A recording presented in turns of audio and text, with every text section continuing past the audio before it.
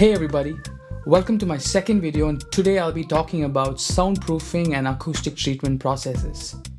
We all know how important soundproofing is. Soundproofing plays an integral part of every studio, and we also know about how expensive these processes are. But the question for today is, do we really need to soundproof the entire room in order to own a home studio? The answer is a simple no. Soundproofing resists the passage of sound. In an untreated room, there are parallel surfaces which create unpleasant and unwanted reflections that deceives the ear. So all that we have to do is to control the amount of unpleasant reflections by acoustic treatment processes. By acoustic treatment processes, I simply mean paneling. If you see around the studio, there are panels around, and this is what I mean by acoustic treatment processes. Acoustic treatment processes involve two steps. The first one is absorption. Absorption basically in simple terms means absorbing sound.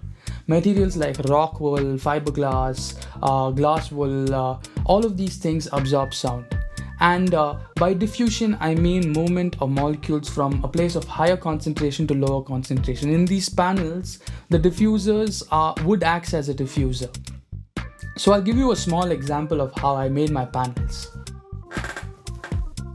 If you see this, there's a wooden frame, and I've used rock wool to make my panels. So there's rock wool inside, and I've covered the entire frame with a cloth number 1, which is a Cora cloth, and over the Cora cloth I made this is a normal sofa cloth.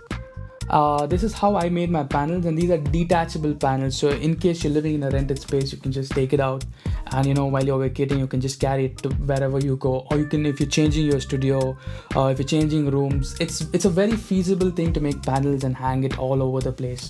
If you see my room, if you see this room around, there are panels all over, and there are I've placed my panels on reflection points. So the first reflection point, always it's called as the early reflection point. If you see that panel there, I've used the mirror technique and placed my panels on the first reflection point and the second reflection point, and then I've covered so first thing you need to do is to find the sweet spot. And how you need to find a sweet spot mathematically is you need to calculate the distance between your monitors and the place where you sit and hear your mix. It has to be an equilateral triangle, and once you know that, you'll know your first reflection point, second reflection point, and you need to place a panel above your head. And other panels are necessary. Bass traps are very, very important. So if you see the dimensions in the corner of the room, so those are called as bass traps. It traps all the bass frequencies. And behind your monitors, if you place panels, it also absorbs a lot of bass frequencies, and that's about it.